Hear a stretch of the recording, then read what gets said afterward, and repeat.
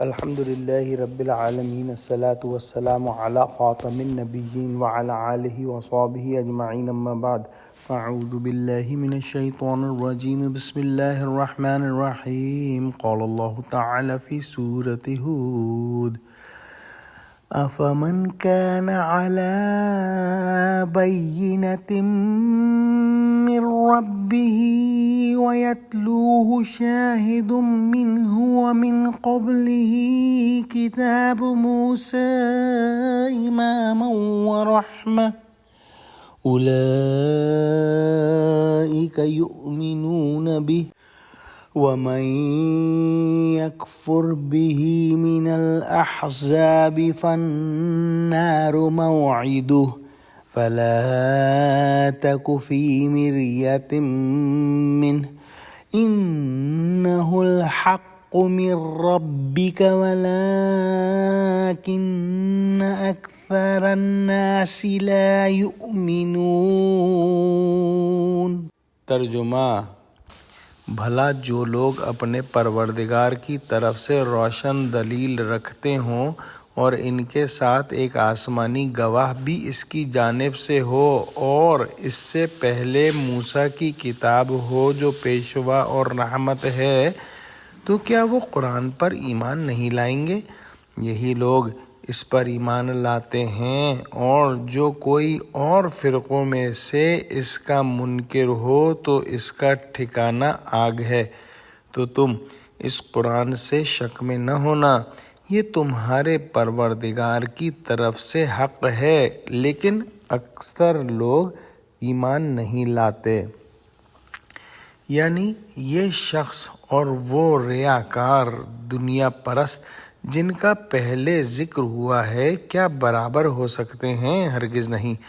بینہ یعنی صاف راستے سے مراد وہ راستہ ہے جس پر انسان اپنی اصلی اور صحیح فطرت کے موافق چلنا چاہتا ہے، بشرط یہ کہ گرد و پیش کے حالات اور خیالات سے متاثر نہ ہو، اور وہ توحید، اسلام اور قرآن کا راستہ ہے۔ شاہد منہ یعنی گواہ اللہ کی طرف سے قرآن عظیم ہے جو گواہی دیتا ہے کہ دین فطرت یعنی توحید و اسلام پر چلنے والا بے شک ٹھیک راستے پر چل رہا ہے، اور وہ قرآن اپنی حقانیت کا بھی خود گواہ ہے۔ آفتاب آمد، دلیل آفتاب، گویا جب سورج نکلا ہوتا ہے تو اس کو کسی دلیل کی ضرورت نہیں ہوتی، سورج کا نکلنا خود اس کے نکلنے پر دلیل ہے، چونکہ وہ تمام دنیا کو روشن کر دیتا ہے۔ چونکہ قرآن کے لانے والے جبریل امین اور لینے والے محمد صلی اللہ علیہ وآلہ وسلم ہیں، اس اعتبار سے ان کو بھی شاہد کہہ سکتے ہیں، بلکہ حضور صلی اللہ علیہ وآلہ وسلم کی شان تو یہ ہے کہ آپ کے اخلاق اور عادات اور معجزات اور زبان مبارک اور چہرہ نورانی ہر چیز سے شہادت ملتی ہے کہ جس دین کے آپ حامل ہیں وہ بالکل سچا ہے۔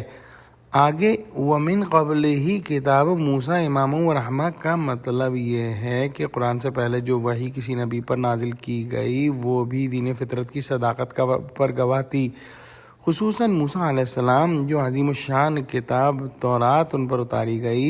قرآن سے پیشتر اسے ایک بڑا بھاری شاہد ان لوگوں کی حقانیت کا کہنا چاہیے جو دین فطرت کے راستے پر چلتے ہیں۔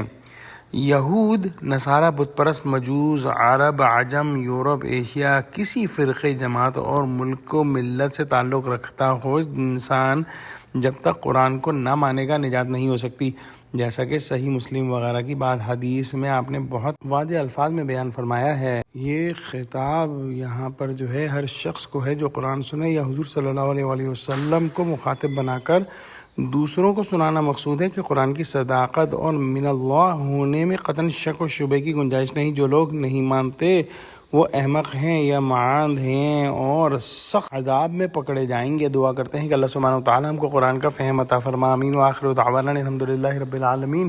والسلام علیکم ورحمۃ اللہ وبرکاتہ۔